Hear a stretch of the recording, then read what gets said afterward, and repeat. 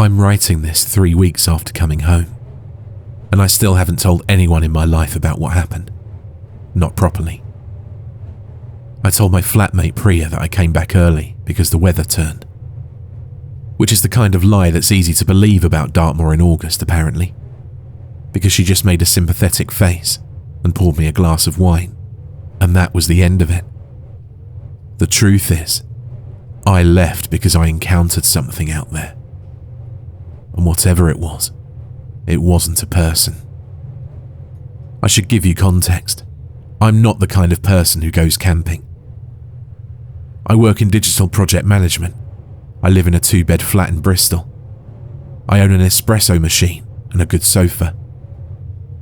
The most outdoor thing I did in my 20s was a Tough Mudder in 2019, and I complained about it for 6 months afterwards. So when I say I decided to take a week's wild camping trip on Dartmoor alone, you should understand that this wasn't a normal decision for me. I've been burning out for about a year. Not dramatically, no crying in toilets or anything. Just that dull, constant sense of running slightly below empty. My therapist had been gently suggesting I disconnect for a while, and I'd been ignoring her in the polite way that I ignore most useful advice. And then one Thursday in July, I was sitting at my desk at 7 p.m, eating a sandwich that I'd bought at noon and forgotten about, and I thought, I'm going to leave. Just go somewhere with no signal and no people to try and impress. I booked the time off that night. I did actual research. I watched YouTube videos about wild camping on Dartmoor, read the Dartmoor National Park guidelines about where you can pitch, bought a decent 2-man tent with a proper waterproof rating, and a sleeping bag rated to 5 degrees Celsius because nights can get cold even in summer. I even got a padlock for the zipper, one of those small combination ones you can thread through the zipper pulls, because I'd read something online about keeping your tent secure if you're camping alone in remote areas. At the time, I thought it was slightly paranoid, but looking back now, I'm very glad I had it. I drove down from Bristol on the first Saturday of August. The moor hits you differently than I expected. I'd been imagining something grimly dramatic, all brooding skies and gothic atmosphere. But when I arrived, it was just vast and golden, and very, very quiet. I found a spot near a rocky outcropping maybe 1.5 miles from the nearest car park, pitched my tent, ate a camp meal that tasted better than it had any right to, and fell asleep to what I can only describe as proper silence. The city kind of silence is always underlaid with something. Traffic, someone's music, the ambient hum of being near 1 million other people. This was different. This was genuine nothing, and I hadn't realised until then just how much I'd needed it. The first 2 nights were perfect, and I mean that without irony.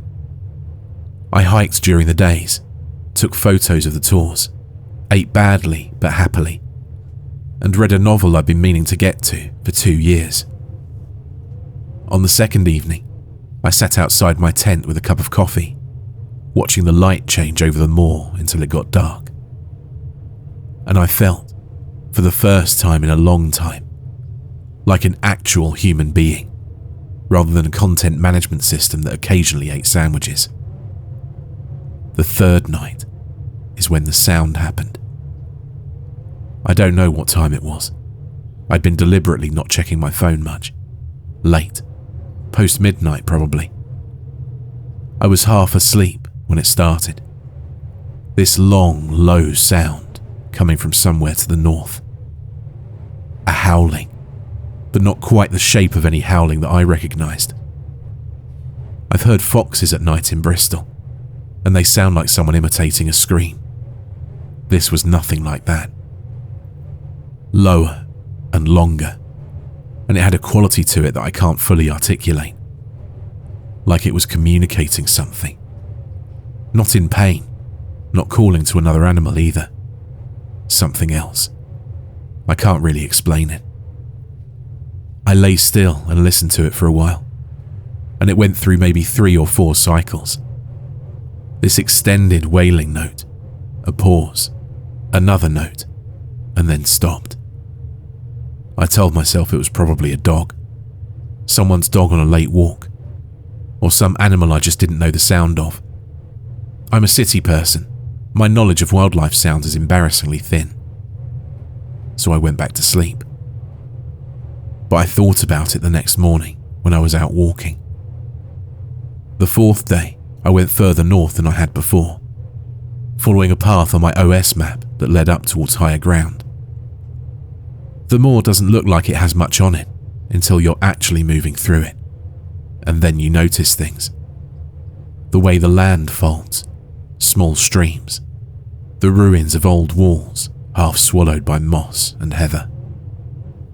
I found the compass about 40 minutes in, just sitting on the ground off the path, face up, next to a flat rock. A good compass too, not a cheap thing. A proper orienteering compass in a red housing. I picked it up and looked around, but there was no one in any direction. I thought, someone's dropped this and it'll drive them crazy. I put it in my jacket pocket, thinking I'd hand it in somewhere. 20 minutes further on, a shoe. A single walking boot, men's I think, maybe a size 10. Just sitting upright in the heather, like someone had set it down to look at something and walked off. The laces were still tied. I stood looking at it for longer than made sense. It wasn't particularly alarming on its own. People lose things, people are clumsy. But there was something about the way it sat there, upright and neat, that bothered me slightly. Also, you wouldn't just walk off with your shoe missing. I took a photo of it on my phone. I don't know why. I kept walking. The backpack was another half-mile north, in a dip between 2 rises in the ground.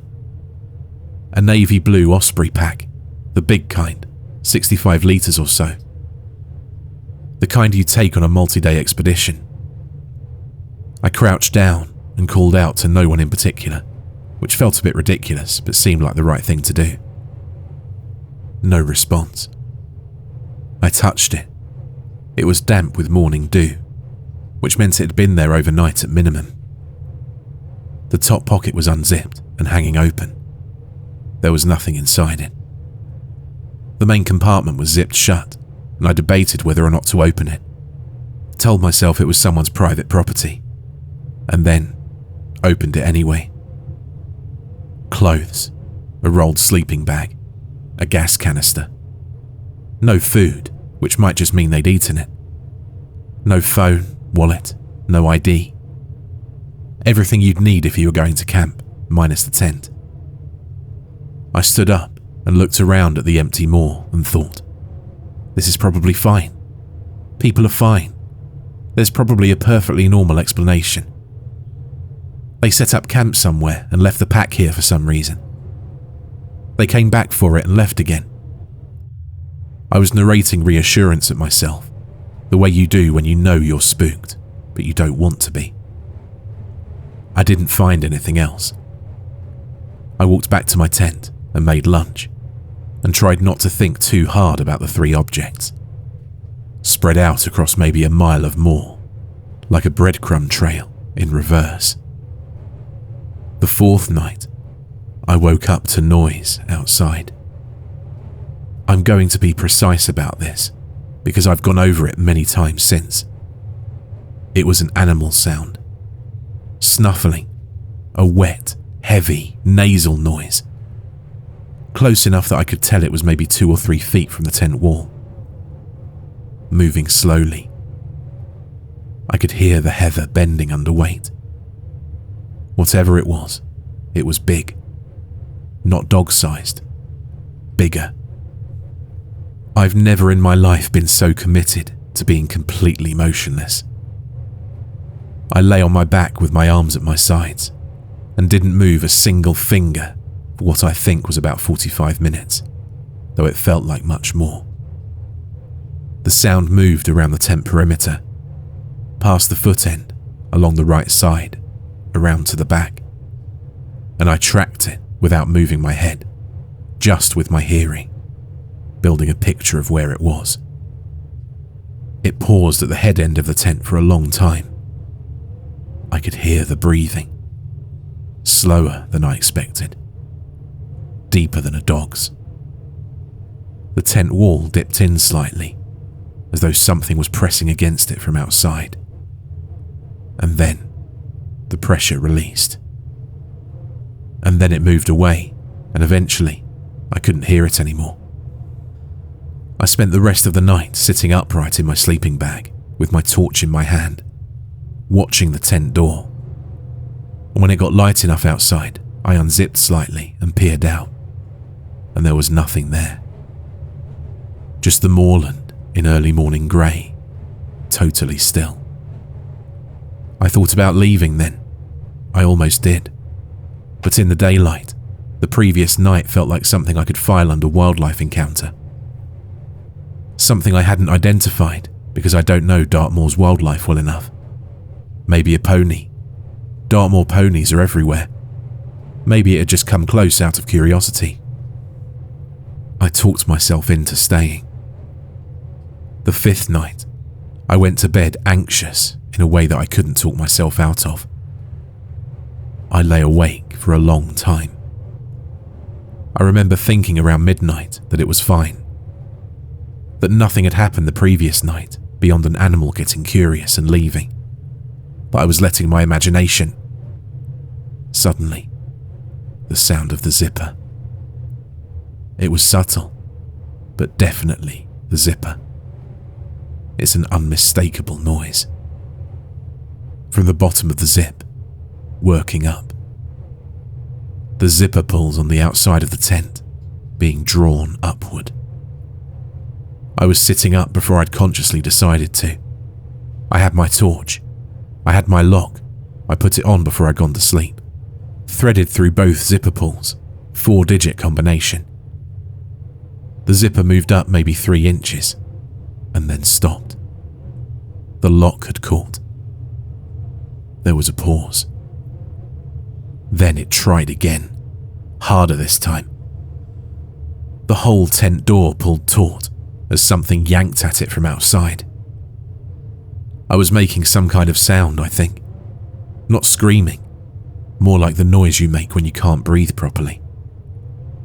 I had my torch pointed at the door, and the silhouette I could see against the tent fabric was wrong. I don't know how else to say that. The proportions were wrong. It wasn't a person, but the hands, and there were hands, I'm sure of that, something with fingers, weren't right either. Suddenly, another distant howl. It must have been miles away. The pulling stopped. Then something touched the top of the tent, pressing down. A consistent pressure that moved from the peak towards the foot end, like something was walking across the roof, something light. The pole structure creaked, and then the weight lifted, and I heard it move away, and the night went quiet. I sat there until 4 a.m, with my back against the far side of the tent and the torch on. And then I started packing. I've never packed a tent faster. I was doing it by head torch, stuffing things in roughly the right places, not doing any of the careful rolling that I'd been proud of on the way out. I got the tent down and got everything in my pack and started walking towards the car park, while it was still that pre-dawn grey before actual sunrise. I walked fast. I didn't run, partly because running on moorland in low light is a good way to twist an ankle, and partly because some part of me had the idea that running was the wrong move. I didn't look back. I know that sounds like the sort of thing someone says in these stories, but it's true. I made a deliberate decision not to look back, because I was certain that if I saw something following me, I'd fall down. and I probably wouldn't get back up. I found my car. It was the only one in the small parking area, exactly where I'd left it 5 days ago. The roof had a dent in it. Not a small one, not a parking knock or a hailstone. A large, central depression in the roof of my car, as though something very heavy had sat or crouched on top of it. The edges of the dent were pressed down and outward. Around the centre, on the slightly dusty surface of the car roof, there were marks. I didn't want to look at them closely, but I did anyway. They were like footprints, but the shape was odd. The length was peculiar, too long, narrowing at both ends. And there were too many toes, or what I thought were toes anyway. 6 or 7 impressions in a splayed arrangement, deeper at the ball. Like whatever had been up there had crouched forward onto the front part of his feet. On the driver's side of the bonnet, a streak of something dark and dried that I've told myself was mud. I got in the car and I drove away. I drove all the way to Exeter Services without stopping, and I sat in the car park there for 20 minutes with the engine running before I felt capable of going in and getting a coffee, which I drank in 4 swallows and immediately wanted another one. When I got home, I went looking for any reports of a missing person on Dartmoor around that time. There was nothing obvious. There have been disappearances on Dartmoor over the years, some famous ones, some less so. People get turned around, the weather changes. It's not a forgiving place. I've been thinking about that backpack too, about the fact there was no tent in it, only everything else. There's no way that someone would have just left their backpack there under normal circumstances. And I found it in a dip in the ground, sheltered, away from the main path. I've been trying not to think about what that might mean, about what situation would lead someone to leave their pack in a dip on the moor. Whether they left it, or whether it was left for them. I haven't called the police. I've drafted the call in my head about 15 times, and in every version I get to the footprints on the car roof, and I imagine the silence on the other end of the line, and I close the imaginary call without even making it. The compass is in my kitchen drawer.